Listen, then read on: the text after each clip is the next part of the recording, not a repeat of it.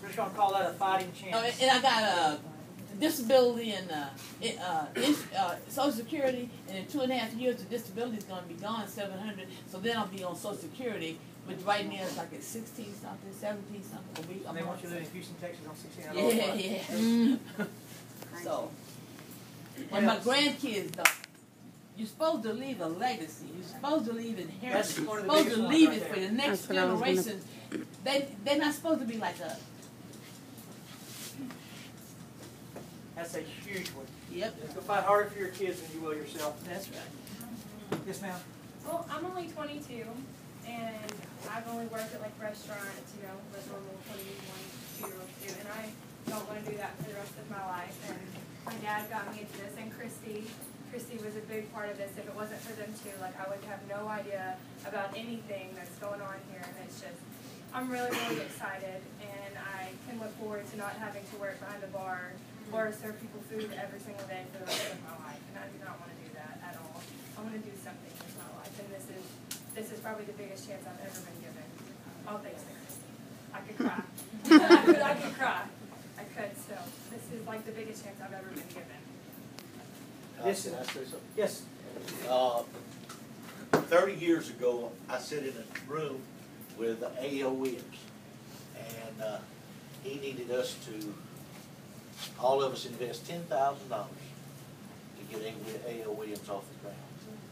And I called my dad, and he called the insurance commissioner, and the insurance commissioner told my dad for me not to invest the money because they were crazy. A.O. Williams was crazy. And I was the only one that didn't pass because he was crazy. And the rest of the story is all the guys that got in are... Y'all know who A.O. Williams is? Yeah. Mm-hmm. He was a football coach. For those that never heard of A.O. Williams, he was a football coach in Georgia that started a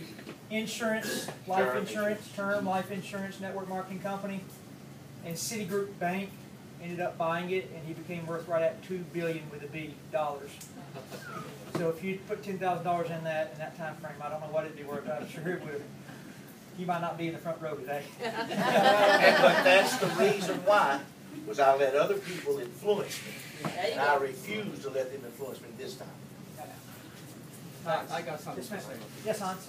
I need to stand up there. I was born in Germany. I was in the German Air Force.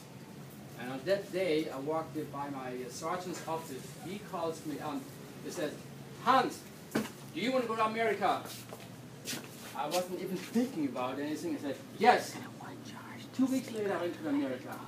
And all the way up there, I was thinking about the land of opportunity. We have the land of opportunity here.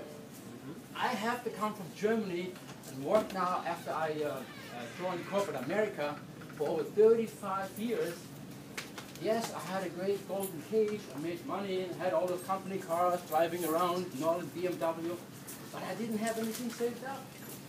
My retirement got sucked down there in 2008 and 2009, 401k, all know about it, right? That's why I joined FHPM. George Harris in North Carolina called me up, sent me the link, watch it. My wife sits here, and I sit here on the kitchen table. After I was finished watching the presentation, I pulled out my credit card. What are you doing? I'm starting this business. $2.99 back then. There was no thinking about it anymore. I just did it.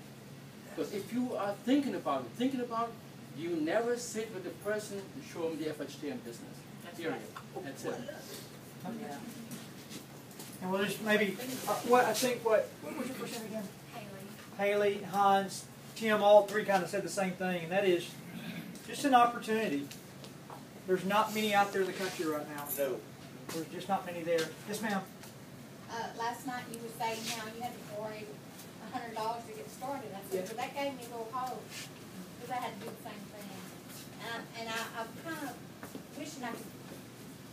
You want to see something crazy? Y'all be honest, please. Who in here had to borrow the money to start here? I tried. Keep your hands up. 50% of the people that start. If you had to borrow the money to start here, or had to come up with it in a weird way. Just putting it on a credit card account and borrowing it? That's borrowing. If you didn't have cash in your account to sign up with, I mean, on rock bottom and give you your money back. I had some bills. I had some bills is what I did. I had some bills. I stole from my company here. Does that count? I stole from my company here. Yeah, were you finished? Are you finished? Yes. Okay, yes ma'am. Just gave me cold. Oh. Gave me cold.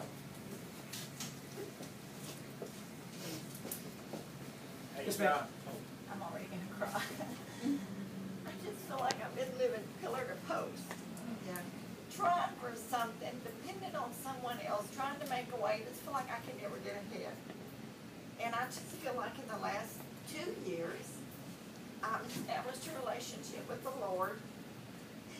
And I want to be a blessing to somebody. I want to be able to pull out of my pocket and help someone. And I'm not financially able. I can be a blessing in other ways. But I want to just, God to just bless me and just everything I put my hands on, every place that I walk. And I want to be a blessing. And just, like I was telling him, I want to just, somebody can't pay their rent. I want to pull it out of my pocket and say, here, go take care of your rent. But I also want to show them to the business as well. But I just want to be a blessing to somebody. And I know as I bless and I take care of God's business, He can take care of my business. That's right. Yes, hang on just a second. Okay, we'll go all the way back to back. We'll come back. Yeah, I started this out to pay for my kids' school. I'm a single mom, and I'm sending my kids off to school, to college. They're not going tomorrow. They're going off and away to U of H and starting in the spring and being in the fall. And the one's at UT right now. And so I started it out like that. And it's funny how your vision starts to shift. Because I really wanted to bless people. I saw the blessing in this, but I needed the money for college, definitely. And my parents are older. They're 87 and 85. And my mom is starting to have a lot of problems.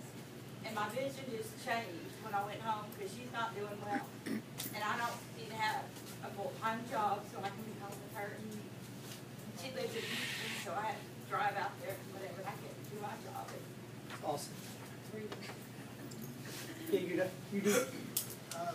Every single day it gives me the excitement to win challenge in my life. Then I come from a very successful family where everybody in my family is like highly educated. Now I have education but not like them. So plus my friends also. So when I see I'm not making from my job that kind of money with what they're making. So it gives me excitement to win the challenge. Not that I want to prove them wrong or something, but it gives me excitement. Beauty's on to something now. Prove people wrong. Peel out in the driveway. I'm going to tell you, as strong or stronger than anything we've just said, I watch people work here not for the money, but to prove a point. That's a huge drive. There's two kinds of people. There's a group of people, and God made you one or the other. You got to fight if you're the wrong one. But some people are rejection, defection, and some people are rejection, affection. And what that means is, if you're rejection, defection, when somebody says, "Cliff, you're crazy. You've lost your mind. I can't believe you're doing that pyramid thing. That thing will never work long term." Although they've been in business for 12 years, it'll never work long term. Okay? And Cliff is rejection, defection. He can't handle it. He just goes home.